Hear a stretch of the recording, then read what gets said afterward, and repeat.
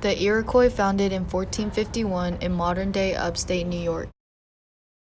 Their lifestyle was primarily agriculturally based as they lived near water. The Iroquois originally lived near Lake Ontario and along the Mohawk River in New York State. Around 1600, 5 tribes, the Mohawks, the Oneidas, the Onondagas, the Cayugas, and the Senecas, banded together to form a confederacy. The Iroquois social structure is based on family. Women would often engage in farming practices to harvest crops like corn, maize, and beans. They would often look over the children and maintain the household. Men would often work in forests to get wood, and they would also hunt, fish, and trade. The Iroquois people frequently used wampum, which were small beaded bracelets made from shells, as a certification of authority, currencies, a way to keep records, a way of maintaining social relations, and a religious ceremonial artifact. For fun, the Iroquois would play sports like lacrosse and snow snake, using a leather ball and nets made of wood and fur. The Iroquois people profited from the fur trade and made commercial alliances with the Dutch and the English. The Iroquois people exchanged goods and services through a process called gift-giving. They would trade with other clans, giving them a present or a resource while expecting something else to be given back to them in return. They also collectivized trading routes to gain a monopoly on a certain type of resource. An example of this would be the fur trade. Their economy was based on communal production.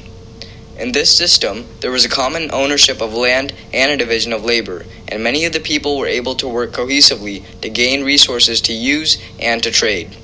However, despite this, the Iroquois people remained autonomous and independent individuals. The gift-giving system did not always work well for the Iroquois. In fact, the British took advantage of this system and abundantly supplied the Iroquois people with rifles in return for their support to fight against the French. The Europeans also traded alcohol with the Iroquois, but this had a negative impact and caused high alcoholism among the Iroquois Confederacy. The central government of the Iroquois Confederacy was called the Iroquois League Council, also known as the Six Nations Confederacy. The 5 later Six Nations were represented by 50 chiefs composing the Grand Council. Each Iroquois tribe had its own elected officials called chiefs. The chiefs would attend the council where the decision-making regarding the 5 nations occurred.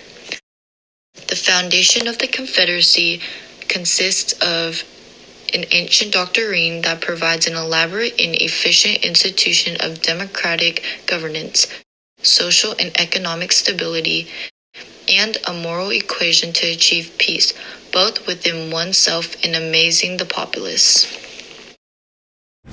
The Iroquois' religious beliefs are centered on an omniscient Great Spirit who they believe is also their creator. Many Iroquois are followers of Christianity. They show great respect and reverence at the mention of Handsome Lake, the Iroquois prophet.